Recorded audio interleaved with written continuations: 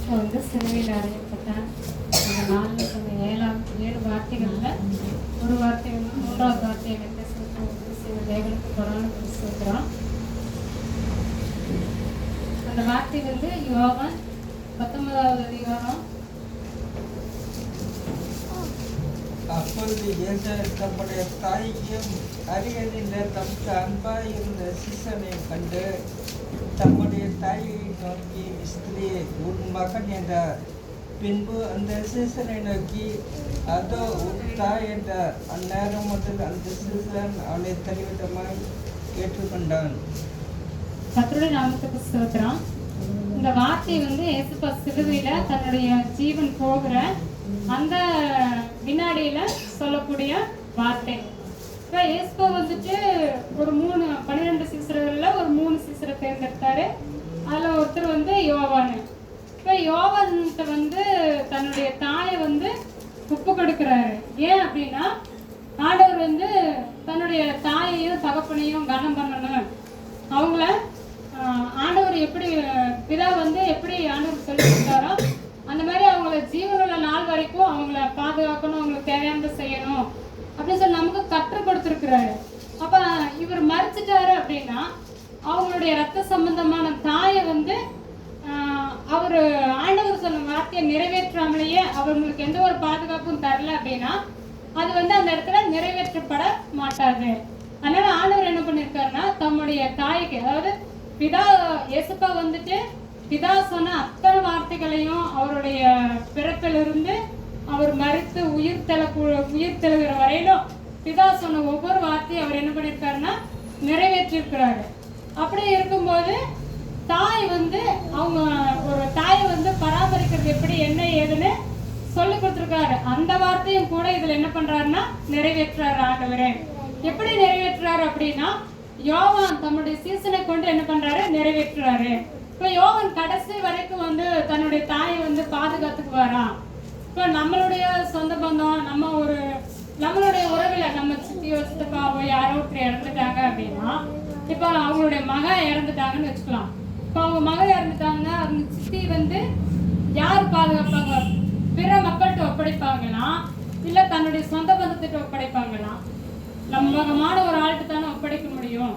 அப்படி இருக்கும்போது 25வது வசனத்துல சிலுவையின் அருகே நின்றவர் யார் யாருன்னா மகதலேனா மரியாள், அவங்க, அப்புறம் கிளையாப்பா மரியாள், அப்புறம் யோவான், இவங்க தான் இருக்கிறாங்க. இப்ப கிளையாப்பா மரியாள் வந்துட்டு மரியாளுடைய சகோதரி, அவங்களுடைய சகோதரி. அப்ப அவங்கள்ட்டயே ஆண்டவர் வந்து என்ன பண்ணிருக்கலாம், இவங்களுடைய தாயை வந்து ஒப்பு கொடுத்துருக்கலாம். ஆனா ஏன் வந்து யோவான்ட்ட வந்து ஆண்டவர் ஒப்பு கொடுத்தாரு அப்படின்னா, யோவான் வந்து கெத்செமனே தோட்டத்துல எல்லாரும் ஆண்டவரோட எல்லாரும் இருக்கும்போது அவரை வந்து பிடிக்க வகை தேடி வரும்போது என்ன பண்ணாங்க, எல்லாருமே ஓடிட்டாங்க. எல்லாரும் ஓடுனதுக்கு அப்புறமும் யோவான் என்ன பண்ணார், அவர் போயிட்டாரு தான். ஆனா திருப்பி அரண்மனைக்குள்ள போய் அங்க என்ன நடக்குது என்ன பண்றாங்க அப்படிங்கறத அவர் விசாரிச்சாரு. யோவான் விசாரிச்சா கூட அவர் இயேசுவை என்ன பண்ணிருக்காங்க, எல்லாருமே ஓடுனவங்க தான். அப்புறம் வந்து இப்ப நம்ம ஒரு உதவி செய்யக்கூடிய காலத்துல உதவி செய்யாம இருந்துட்டு அதுக்கப்புறம் வந்து நம்ம அவங்கள்ட்ட வந்து நம்மளை குறிச்சு சொல்றதுல எந்த பிரயோஜனம் கிடையாது.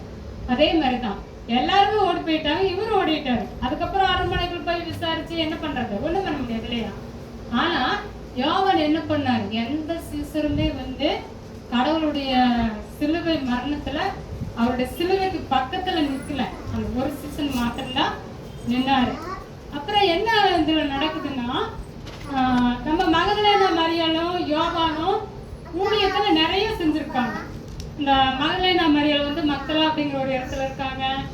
அப்புறம் இயேசுப்பா கூட சேர்ந்து நிறைய பொருளுதவி செஞ்சிருக்காங்க, ஊழியம் செஞ்சிருக்காங்க. ஆண்டவர் மறைச்சதுக்கு அப்புறம் பாத்தீங்கன்னா அவங்களுக்கு தான் முதல் தரிசனம் ஆகிறாரு இயேசுப்பா. அப்புறம் அவங்க என்ன பண்றாங்கன்னா முதல்ல அவங்கதான் ஓடி போய் பாக்குறாங்க, அவரை காணாம அழுகுத அன்பு பண்றாங்க.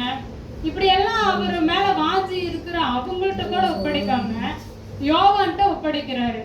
ஏன் அப்படின்னா ஆண்டவர் வந்து ஒரு பெரிய வாக்குத்தத்தம், என்ன வாக்குத்தத்தம் கொடுத்துருக்காருன்னா, தம்முடைய பிதாவுக்கு யாரு கீழ்ப்படுகிறாங்களோ யாரு செய்யறாங்களோ அவங்கள தான் சகோதரனா சகோதரியா தாயா தகப்பனா மகனா ஏற்றுக்கொண்டிருக்கிறார். அதனால தம்முடைய வார்த்தைகளை வந்து ஏற்றுக்கொண்டு என்னுடைய ஊழியத்தை செய்வான் யோவான் அப்படின்னா அவருடைய தாயை வந்து அவர் இடத்துல ஒப்பு கொடுக்கிறார். யோவான் நிறைய அவர் கஷ்டப்பட்டிருக்கிறாரு. அதாவது ஆண்டவரை பத்தி சொல்றதுக்கு நிறைய அவர் பாடுகளை அனுபவிச்சிருக்காரு. அவரை குறிச்சு நிறைய, அதாவது அப்போஸ்தலர் 1:8 இருக்கு, கலாத்தியர் 2:9 இருக்கு, அப்புறம் அவர் வந்து 1 யோவான் 2 யோவான் 3 யோவான் அப்படி எல்லா புத்தகத்திலையும் எழுதியிருக்காரு. அப்ப அவர் வந்து என்ன ஊழியத்துல ஆண்டவரோட சேர்ந்து ஆண்டவர் சொன்ன பணியை எப்படியெல்லாம் செஞ்சிருக்கிறாருங்கிறத நம்ம அதன் மூலியமா பார்த்துக்கணும்.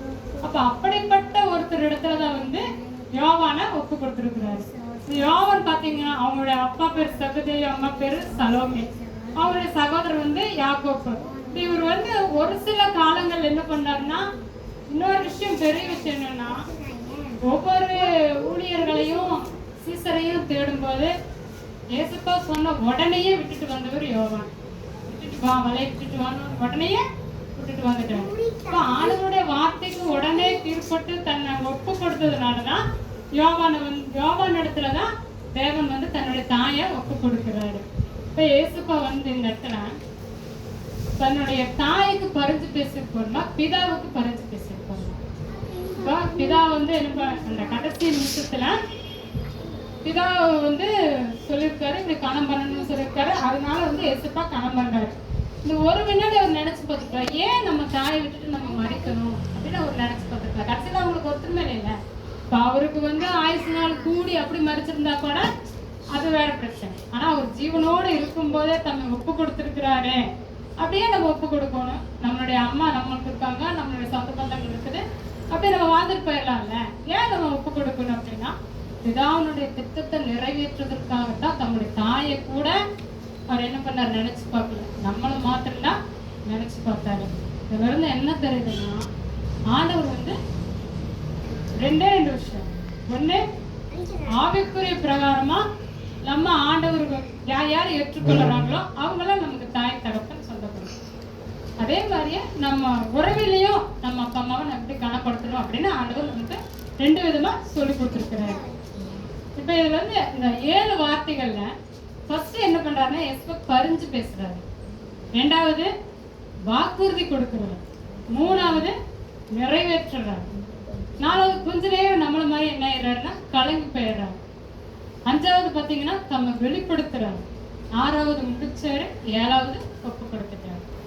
இப்படியாக ஆண்டவர் வந்து நம்மளுடைய வாழ்க்கையில நமக்கு நன்மை செய்திருக்கிறாரு. கொஞ்ச நேரம் ஆண்டவர் பற்றி பேசுறது தேவனுக்கு பரவாயில்ல.